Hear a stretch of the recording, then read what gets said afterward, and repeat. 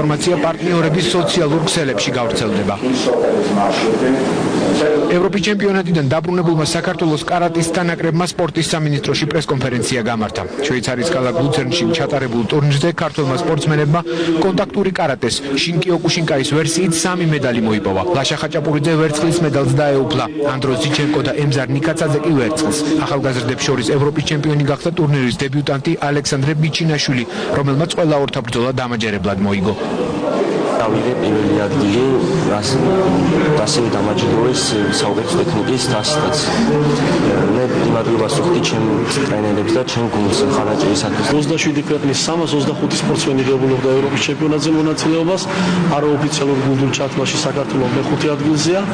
რაც შეეხება გადაწყვეტილებას, რომელიც ევროპის კარატეს ფედერაციამ მიიღო, ეს გახლავთ ის, რომ 2016 წელს საქართველოს დედაქალაქი თბილისი უმასპინძლებს ევროპის ჩემპიონატს კარატეში. ეს ძალიან დიდი მონაპოვარია ჩვენი ქვეყნისათვის.